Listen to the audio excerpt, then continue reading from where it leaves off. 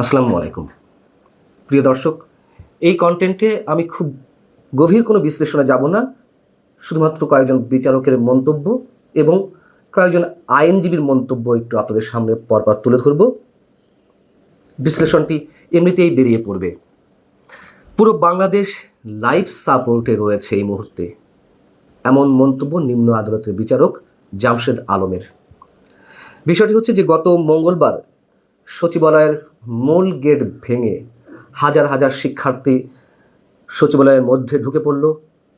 তারা ভাঙচুর করার চেষ্টা করলো। তাদের বিভিন্ন দাবি দেওয়ার পরিপ্রেক্ষিতে আইন শৃঙ্খলা রক্ষাকারী বাহিনী লাঠিচার্জ করলো, তাদের উপরে সাউন্ড গ্রেনেড নিক্ষেপ করলো, টিয়ারশেল নিক্ষেপ করলো। এই সমস্ত ঘটনায় বেশ কয়েকজনকে আটক করা হলো এবং তাদেরকে আদালতে তোলা হলো। তো যখন শুনানি চলছিল গত বৃহস্পতিবার এ বিষয়ে, তখন ঢাকা বিশ্ববিদ্যালয়ের এক শিক্ষার্থীর উদ্দেশ্যে ওই আদালতের বিচারক জামশেদ আলম বলছেন, তুমি কোন সাবজেক্টে পড়ো? আবু সুফিয়ান নামে ওই শিক্ষার্থী বলছে, আমি আইবিতে আছি। তো বিচারক বলছেন, তুমি সেখানে কেন গেলে? সুফিয়ান বলছে, আমি সেখানে যাইনি। তোমাকে ধরলো কেন? সে বলছে, আমি ঢাকা বিশ্ববিদ্যালয় এলাকা থেকে যাত্রাবাড়ি থেকে যাচ্ছিলাম, সচিবালয়ের সামনে যখন পৌঁছাই ওর মধ্য থেকে আমাকে ধরে নিয়ে আসে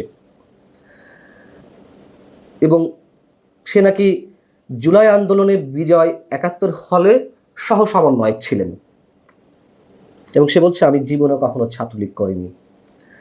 মানে এটাও একটা অদ্ভুত বিষয় যে ছাত্রলীগ করলেই ধরতে হবে, যেহেতু নিষিদ্ধ ঘোষিত হয়েছে, হতেই পারে। আবার যত অপরাধী হোক, মোটামুটি জুলাই যোদ্ধা হলে তাদেরকে স্পর্শ করা যাবে না, সে জায়গা। তখন বিচারক বলছেন, কোথায় কাকে কিভাবে ধরে নিয়ে আসছে এখন অসুবিধা হচ্ছে, আমাদের ভেতরে ও বাইরের ষড়যন্ত্র হচ্ছে। জুলাই আন্দোলনে যারা ভূমিকা রেখেছে তারা এখন ষড়যন্ত্রের শিকার হচ্ছে। জুলাই আন্দোলনে অংশ নেওয়াদের লাইফ অলরেডি শেষ হয়েছে। এরপর তিনি আবার মন্তব্য করছেন, আমাদের দেশটা 12 আনি অলরেডি শেষ হয়ে গেছে। ওদের বিরুদ্ধে যে অভিযোগ এসেছে, ওরা কি আর চাকরি পাবে? এত গোল্ডেন A+ দিয়ে কি হবে? ওদের CDMS কি ঠিক হবে? ওদের লাইফ তো অলরেডি শেষ। যেখানে বাংলাদেশটারই কোনো লাইফ নেই, অলরেডি পুরো দেশটাই এখন লাইফ সাপোর্টে। একজন বিচারকের কণ্ঠে এমন হতাশার প্রতিধ্বনি, ছাত্রদের জীবন শেষ পর্যায়ে শেষ হতে যাচ্ছে এমন একটা বিপদের জায়গা থেকে তিনি প্রচণ্ডভাবে হতাশাগ্রস্ত এবং তার কণ্ঠ থেকে, তার মুখ থেকে যেই কথাগুলো বেরিয়ে আসছে, সেটি আমরা ধরে নিতে পারি বিশেষ কারো উদ্দেশ্য নয়, পুরো বাংলাদেশের উদ্দেশ্যেই তার এই মন্তব্য। তিনি করেছেনও তাই। হয়তো ওই চেয়ারে বসে আছেন, তাই হয়তো জুলাই আন্দোলনে যারা অংশ নিয়েছেন তাদের প্রতি কিঞ্চিত একটা সফট কর্নার শো করেছেন।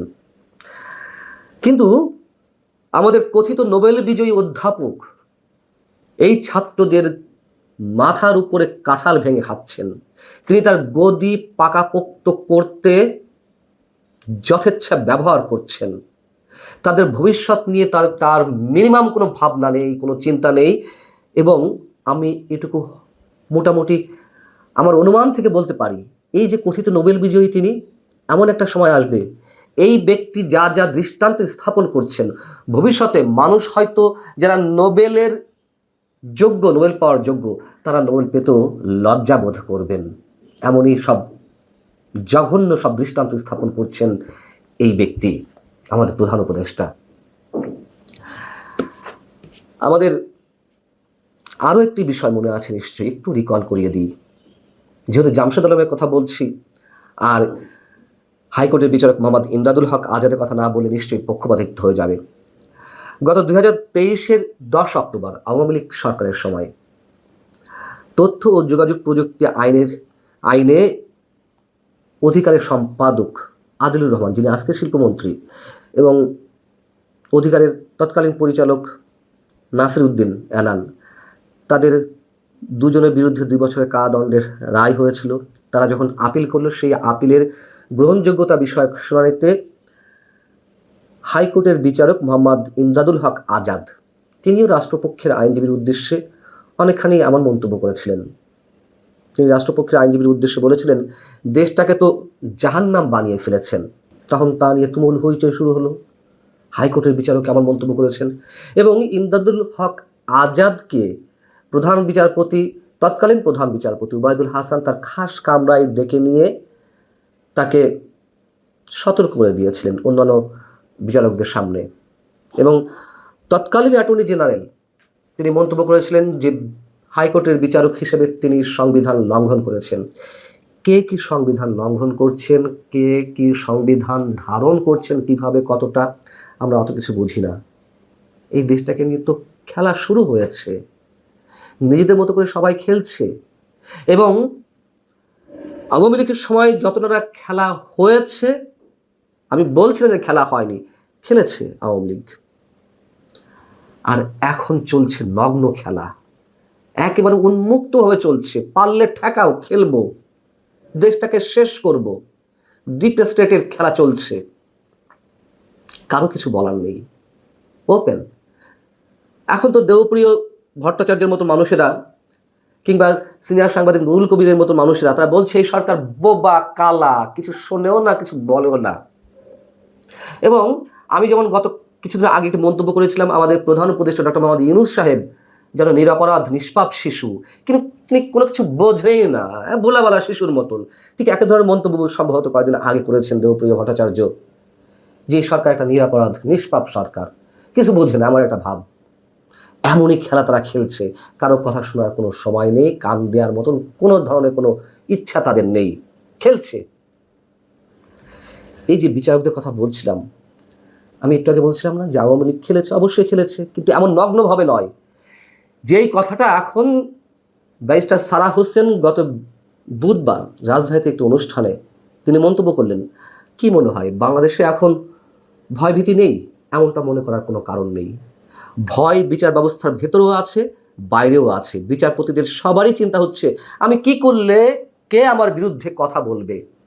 কোনো একটি গোষ্ঠী তার বিরুদ্ধে কিছু একটা নিয়ে জোরে আওয়াজ তুললেই তো শেষ। অর্থাৎ আমরা দেখেছি 5 আগস্টের পরপরই হাইকোর্টের ভেতরে গিয়ে কিভাবে মব ক্রিয়েট করা হয়েছে বিচারপতিদের অপসারণের উদ্দেশ্যে। যাদের বিরুদ্ধে অভিযোগ ছিল অবশ্যই যথাযথ প্রক্রিয়া মেনটেন করে তাদেরকে অপসারণ করা যেত, কিন্তু না, করতে হবে এখনই করতে হবে, এমন একটি চাপ প্রয়োগ করা হলো এবং করা হলো। অনেক বিচারপতিকে ছুটিতে পাঠানো হলো। সারা হোসেন বলছেন, সেই বিচারপতির আর কোনো ভবিষ্যৎই থাকবে না যদি সত্য কথা বলতে চায়। এমন পরিবেশে ঠিকমতো রায় দেবে কে? রায় তো দূরের কথা, আদেশই বা দেবে কে? এরপরে কি আর কোনো কথা থাকে?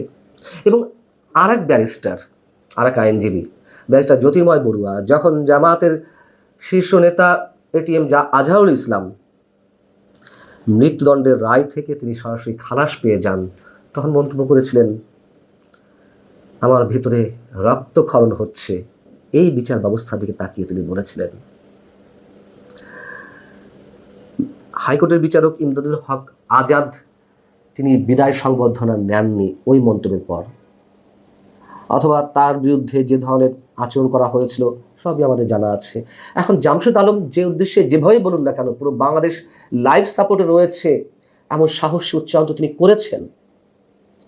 আল্লাহ মালুম, তার না জানি আবার কি হয়। বলছিলাম যে খুব গভীর কোনো বিশ্লেষণ করব না। এই যে পরপর কয়েকটি ঘটনার কথা উল্লেখ করলাম, কোনো বিশ্লেষণের প্রয়োজন নেই নিশ্চয়ই, যে আমরা কোথায় আছি, কোথায় যেতে চলেছি। ভালো থাকুন সবাই, তারপরেও ভালো থাকুন। আল্লাহ হাফেজ।